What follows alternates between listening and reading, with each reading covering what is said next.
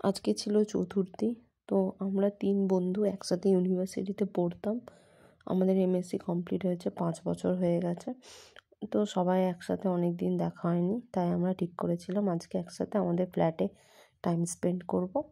আমার আর রমার কাছাকাছি বাড়ি, তাই আমরা দুজন একসাথে চলে গেছিলাম অনেক আগে সকাল সকাল। গিয়ে আমরা ওখানে ফ্রায়েড রাইস আর মটর পনির বানিয়ে নিয়েছিলাম। সোমাশ্রী আসছিল রামপুরহাট থেকে ট্রেনে। ট্রেন 1.5 ঘন্টা লেট ছিল, তো ও এখনও এসে পৌঁছায়নি। আমাদের খাবার বানানোর পর ও এসে পৌঁছালো।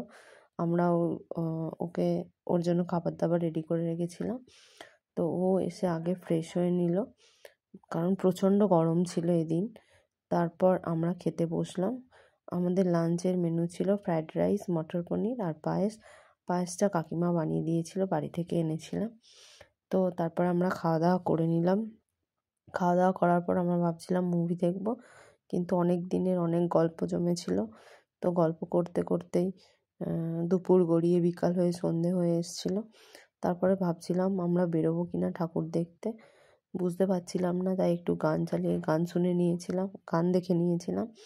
তারপর কিছু ছবি টবি তুলেছিলাম আমরা, পোস্ট করব বলে পরে। তো তারপরে রেডি হলাম। আমরা রেডি হয়ে চলে গেলাম ঠাকুর দেখতে। বেশি দূর যাইনি, আমাদের এখানে ডায়মন্ড পার্কে যে ঠাকুরটা উঠেছিল ওটাই দেখবো ভেবেছিলাম, তো ওটাই দেখতে গেছিলাম। ওটা দেখে ওখানে কয়েকটা ছবি টবি তুললাম।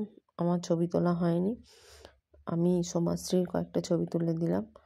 তারপর আমরা ছবি টবি তোলার পরে ভাবলাম কি করব। তো ভাবলাম যে চলো এখানে যে দোকান টোকানগুলো বসেছে ওখান থেকে কিছু খাওয়া দাওয়া করা যাক, রাতে আর ডিনার করব না। তো তাই জন্য আমরা গেলাম। প্রথমেই আমরা খেলাম ফুচকা। 20 টাকা 4টে ফুচকা দিচ্ছিল, হেভি ছিল ফুচকাগুলো। তো তারপরে ভাবলাম কি খাবো, তারপরে চলে গেলাম ঘুগনি খেতে। কাকু ঘুগনি বানাচ্ছিল, আমি ভাবলাম আমি একটু ভিডিও করে নিই, পোস্ট করতে কাজে লাগবে। তো ঘুগনিটা খেলাম, ঘুগনিটাও খুব দারুণ ছিল। তারপরে আমরা খেয়েছিলাম পাপড়ি চাট। তো পাপড়ি চাটের ভিডিওটা করা হয়নি। তারপরে এখানে একটা অথেন্টিক দার্জিলিং মোমোর দোকান বসেছিল, আমরা ওখানে গেছিলাম মোমো খেতে। তো মোমোটা নিয়ে আমরা বাড়ি চলে এসেছিলাম। মোমোটা নিয়ে হাঁটতে হাঁটতেই সুন্দর আলোর সজ্জা দেখতে দেখতে বাড়ি চলে এলাম।